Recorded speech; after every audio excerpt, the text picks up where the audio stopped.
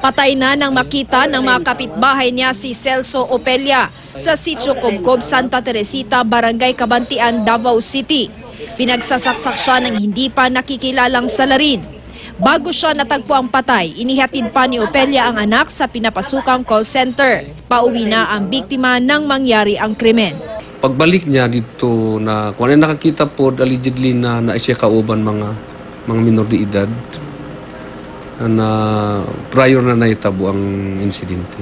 Ang asawa ng biktima na si Gemma, naniniwalang napagtripan lang ang asawa. Di man na siya palaaway.